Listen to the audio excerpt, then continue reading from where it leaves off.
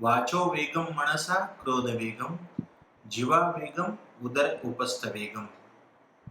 यह 6 वेगों के बारे में हम चर्चा कर रहे हैं। आज दूसरा दिन है। आज हम दूसरा वेग यानी कि मन का वेग, मनसा वेगम, इसके बारे में चर्चा करेंगे। भगवान भगवत गीता में मन के वेग के बारे में, मन के संयम के बारे में वर्णन करते हैं। 17वें अध्याय के 16वें श्लोक में वो कहते हैं, मनः प्रसादात् सौम्यत्वं मौनम आत्म विनिग्रह भाव संशुद्धिर इति अतत् तपो मानसम उच्यते। और कहते हैं मन को संयमित करने के लिए यह 5 क्रियाओं का करना बहुत आवश्यक है। पहली है मनः प्रसादात्। मनः प्रसादात् का मतलब है मन को समाधानी रखना। मन को समाधानी रखकर मन के ऊपर संयम किया जा सकता है। साधारणतः देखा जाता है कि मन हमेशा असमाधानी होता है। उसको जितना भी हम समाधान करने का कोशिश करें, वह और अधिक डिमांड करने लगता है और अधिक उसकी मांग होती है। उसी के कारण मन हमेशा असमाधानी रहता है।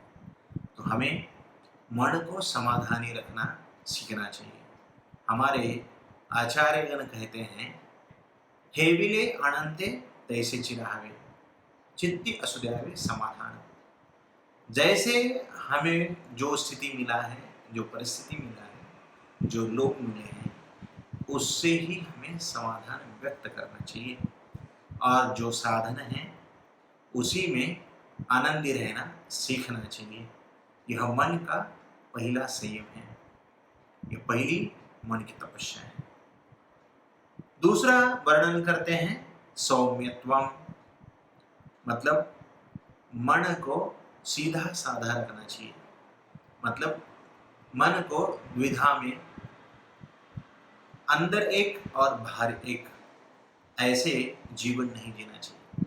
बहुत बार हम कहते हैं ना, वो अंतर्गाठ का है।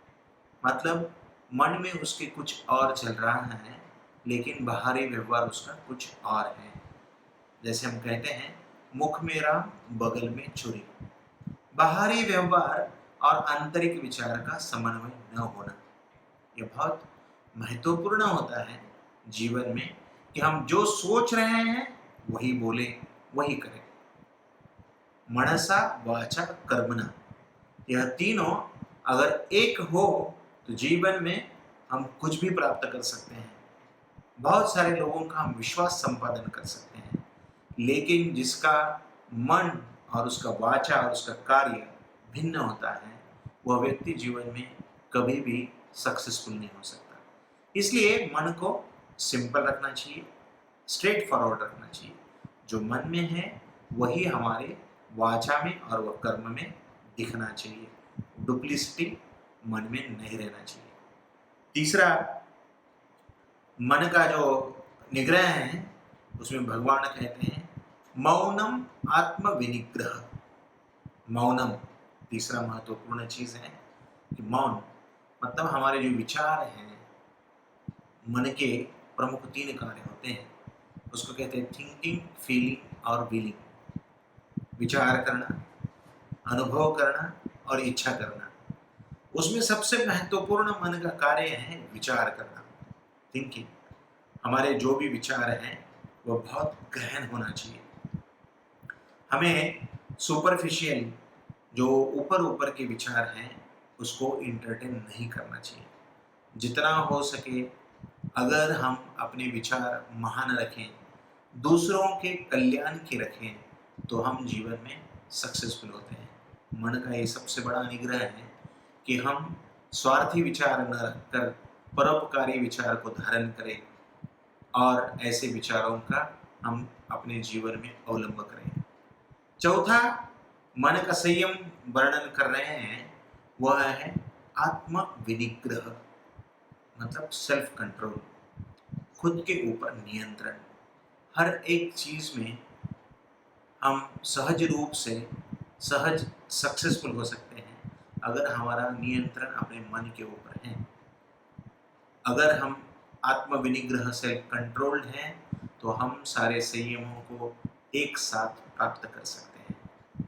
पांचवा और सबसे महत्वपूर्ण कहते हैं भाव संशुद्धि। मन का जो संयम है पांचवा वह है भाव संशुद्धि।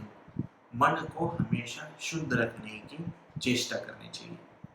यानी कि हम जो भी पढ़े, जो भी सुने, जो भी देखे, वह हमारे मन को समृद्ध करने के लिए, शुद्ध करने के लिए उपयुक्त होना चाहिए। ऐसे हम कोई चीज़ को नहीं देखें, उसको नहीं सुने, उसको नहीं पढ़े, जिससे कि हमारा मन कलुषित हो जाए, अशुद्ध हो जाए।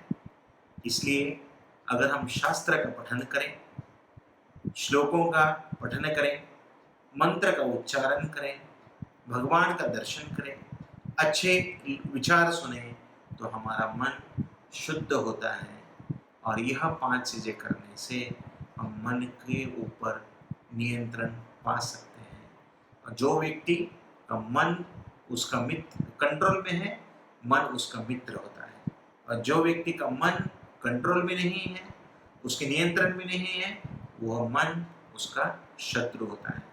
तो यह निर्भर करता है हमारे ऊपर कि हम अपने मन को मित्र बनाना चाहते हैं या शत्रु। हरे कृष्ण।